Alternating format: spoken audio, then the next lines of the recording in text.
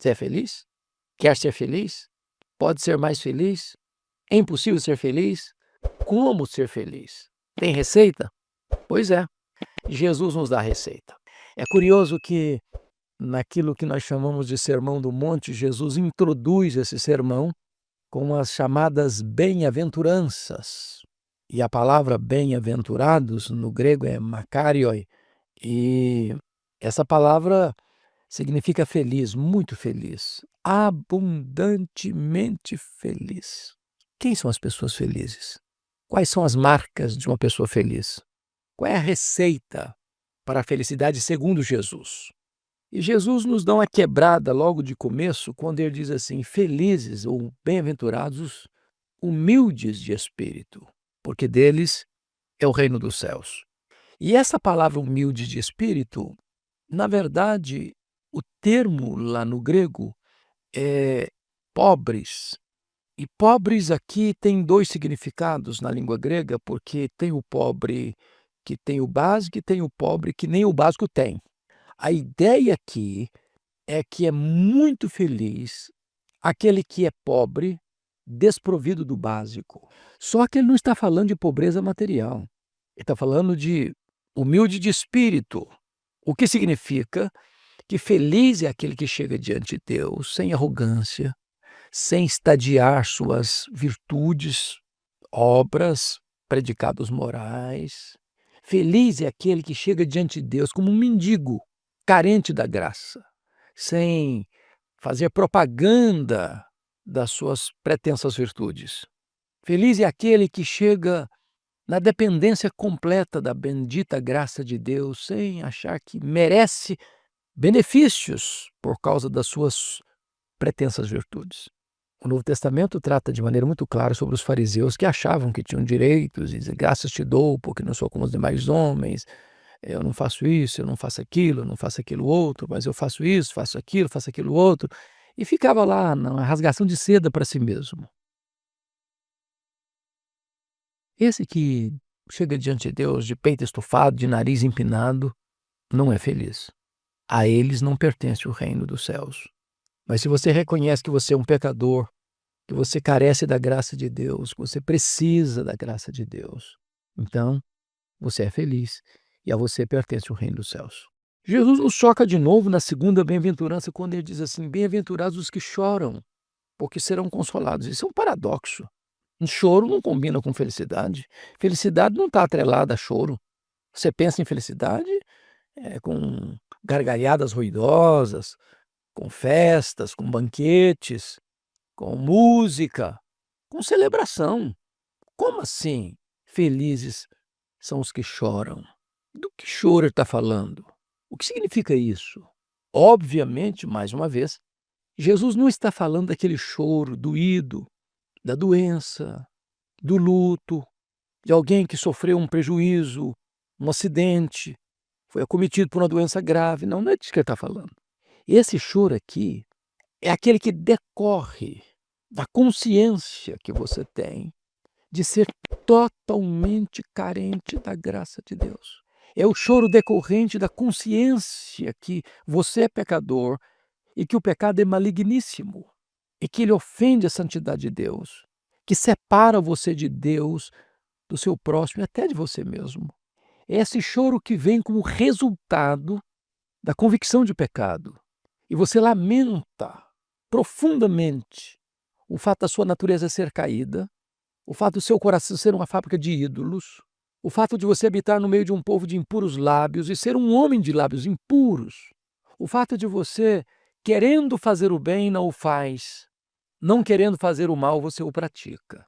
É esse choro que você tem como sinônimo de um genuíno arrependimento é que traz a você a promessa que você vai ser consolado. Entretanto, aqueles que acham que são felizes e rasgam seda para si mesmo e cobrem-se de elogios e que acham que são a quinta essência da virtude, esses não serão consolados. Enganam a si mesmos. Mas, terceiro lugar, bem-aventurados os mansos, porque herdarão a terra. Olha, parece que Jesus está falando, botando uma coisa de ponta cabeça, invertendo a pirâmide. Porque a sociedade hoje valoriza quem? Os bravos, os que se impõem pela força, os valentes, os que dominam, os que têm poder. A sociedade hoje não vê a mansidão como virtude, mas como frouxidão, como fraqueza. Mas de que mansidão Jesus está falando? Será que Jesus está dizendo que o que o que não tem expressão, o que é um zero à esquerda, o que é fraquinho, o que não tem opinião própria, o que não sabe se defender, o que está sempre se sentindo pior das criaturas, é dessa mansidão que ele está falando? E a resposta é um sonoro não. A palavra manso, literalmente, era usada para um animal doméstico que era amansado para o trabalho. Por exemplo, você nunca vai ver lá nascer no campo um cavalo, uma mula, um burro, e vai logo já montar nesse animal achando que ele vai obedecer o comando. Não, não vai. É preciso que primeiro haja um profissional que vai amansar esse animal, que vai adestrar esse animal, que vai controlar a força desse animal, para que ele não seja um problema, mas uma solução. Vai cooperar com você em vez de prejudicar você.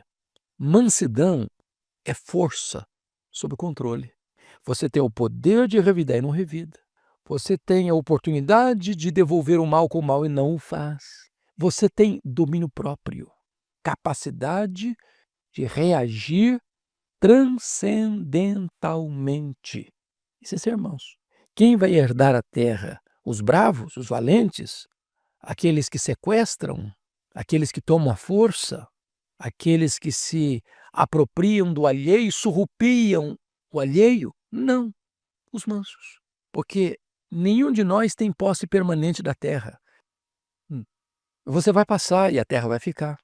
E diz a Bíblia que quando Jesus voltar, os céus e a terra incendiados se desfarão abrasados, e os elementos se desfarão. E o Senhor fará novos céus e nova terra, e nós somos os herdeiros de Deus, de tal maneira que o manso vai permanentemente herdar a terra. Eu não sou dono de tudo, diz aí uma frase de caminhão, mas eu sou filho do dono. É verdade. Somos herdeiros de Deus e co-herdeiros com Cristo. Quarta bem-aventurança. Jesus diz assim: bem-aventurados os que têm fome e sede de justiça, porque serão fartos. Olha aí, não é feliz aquele que tem fome e sede de injustiça, aquele que rouba, aquele que sequestra, aquele que desvia dinheiro público, aquele que dá uma canetada em seu favor para oferir vantagens numa licitação, numa decisão onde o dinheiro que deveria ir para o bem do povo vai para o bolso do político, ou do juiz, ou do empresário. Esse não é feliz. Feliz é aquele que tem fome e sede de justiça. Mas de que justiça Jesus está falando? Primeiro, da justiça de Deus, a justiça imputada a nós quando cremos em Jesus, quando somos justificados pela fé e declarados justos diante do tribunal de Deus. E é ser feliz, é ser muito feliz, de saber que ele não tem mais condenação, não pesa sobre ele mais nenhuma condenação. Ele está quites com a lei de Deus, ele está quites com a justiça de Deus, ele está declarado justo diante do tribunal de Deus. Porém, não se esgota aí. Feliz é aquele que tem sede de justiça praticada. Ô, gente, para um pouquinho só para pensar comigo. Qual é a sua reação quando você lê nos noticiários, nas mídias sociais, mormente, que não é uma mídia às vezes comprada por políticos ou por interesses ideológicos, de ver desvio de recursos bilionários que deveriam ir para saúde, para educação, para o transporte, para o bem comum, sendo desviado para contas nababescas, grandiosas, de homens maus e corruptos. Como é que você sente? Qual é a reação do seu coração? Você acha normal? Você se conforma? Você acha que é assim mesmo? Ou isso provoca em você uma reação lá por dentro que mexe com as suas entranhas? A injustiça mexe com você? A injustiça social, econômica, política, a opressão,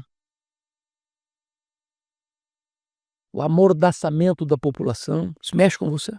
E o Senhor Jesus está dizendo que feliz é aquele que tem fome e sede de justiça, aquele que não aceita passivamente a opressão, a violência, a injustiça praticada, seja na família, seja na igreja, seja na sociedade, seja na política, seja em qualquer setor da vida.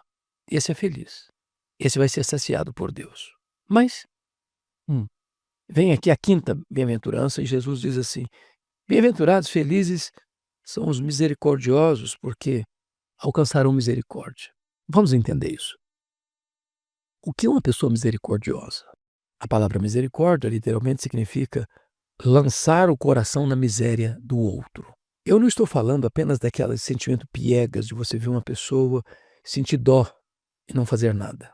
Eu estou falando daquela pessoa que, ao ver o outro, e esse outro é o próximo, e esse próximo pode ser um familiar, um amigo, um vizinho, ou um estranho, ou até mesmo um inimigo, numa situação crítica, de perigo, de ameaça, e parar e fazer alguma coisa para tirar aquele peso, para aliviar aquela dor, para reverter aquele quadro. Jesus ilustrou isso com a parábola do samaritano. Tinha um sacerdote, tinha um levita, ambos religiosos, que desciam de Jerusalém para Jericó e viram um homem caído, semi-morto, ferido, machucado, à beira do caminho. Um passou de largo, outro também, mas descia um samaritano, que viu aquele homem, parou, pensou suas feridas, colocou em cima do seu animal, levou para uma hospedaria, disse: cuida desse homem para mim, pagou as despesas. Se tiver mais despesas, quando eu voltar eu pago. Isso é misericórdia. Isso é mais do que discurso. Há 3 filosofias no mundo que regem as pessoas. Primeiro, a filosofia do ladrão, do salteador, que vive para fazer o mal para os outros. E a filosofia dele é essa: o que é meu, e o que é seu vai ser meu também. Eu vou tomar o que você tem. A força, ou na surdina, não importa. A segunda filosofia é a filosofia do levita e do sacerdote. É a filosofia da indiferença. O que é meu, o que é seu, cada um por si e Deus por todos. Triste isso, não? Egoísmo, isolamento, materialismo, hedonismo e por aí afora. Mas há uma terceira filosofia, que é a filosofia do publicano. Ele vive para fazer o bem para as pessoas. Ele diz assim: o que é seu, mas o que é meu pode ser seu também. É quando você, ao ajudar alguém, não ajuda apenas de palavras, mas põe a mão no bolso e socorre, e oferta, e estende a mão e ajuda. Isso é ser misericordioso. Esses vão alcançar misericórdia. Sabe por quê? Há uma lei de semeadura e colheita. Você colhe exatamente aquilo que você planta. Se você semeia misericórdia, você vai colher misericórdia. Se você estende a mão para ajudar, você vai ser ajudado. Se você semeia no campo do outro, Deus vai multiplicar a sua sementeira para você ter mais para semear. É isso que Jesus está dizendo. Se você é misericordioso, você é feliz, muito feliz, muito feliz. Mas Jesus prossegue e diz assim, no verso 8: bem-aventurados os limpos de coração, porque verão a Deus. Eu acho que se Jesus tivesse começado com esta bem-aventurança, estaremos todos nós muito encrencados. Porque, na verdade, o nosso coração é corrupto, desesperadamente corrupto, diz a Bíblia. Ele é uma fábrica de ídolos, dizia João Calvino. Jesus diz que é do coração que procedem os maus desígnios. Agora Jesus está dizendo que o feliz não é aquele que bebe todas as taças dos prazeres, dos banquetes fartos do mundo. Não são felizes aqueles que vivem de experiência em experiência, de loucura em loucura, querendo experimentar e jogar para dentro de si todos os baldes de prazeres. Felizes são aqueles que buscam a santificação, sem a qual ninguém verá o Senhor. Felizes são aqueles que se apartam do mal para viverem uma vida de dignidade diante de Deus. Esses são felizes. Mas ainda, Jesus diz assim: bem-aventurados os pacificadores, porque eles serão chamados filhos de Deus. Olha que coisa incrível, porque o pecado que mais Deus abomina é o pecado de uma pessoa jogar uma pessoa contra a outra, de ser um acendedor de estupins, um provocador de contendas, um difamador, um fuxiqueiro, alguém que leva e traz, que joga uma pessoa contra outra, que destrói, assassina a reputação das pessoas, que fala mal, que induz uma pessoa contra outra por causa de seus comentários parciais e levianos. Porém, porém, o pacificador, o construtor de pontes, aquele que tem prazer em ver pessoas outrora brigadas se reconciliando, aquele que, ao proferir uma palavra, sempre enaltece o outro para que a relação seja recuperada, restabelecida. Esse é feliz. Ele é agente da paz. Ele é construtor da paz. Ele não cava abismos, ele constrói pontes de reconciliação. Aliás, este é o papel do nosso próprio Redentor. Deus estava em Cristo reconciliando consigo o mundo por intermédio de Jesus. Ele veio para nos reconciliar com Deus. Ele é o único mediador entre Deus e os homens. Nos confiou o ministério da reconciliação. Somos apagadores de incêndios.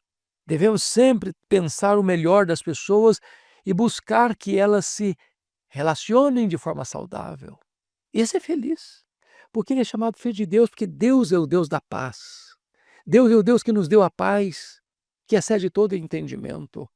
Sendo nós pecadores e nós os ofensores, ele, como ofendido, é quem tomou a iniciativa de nos procurar para a reconciliação.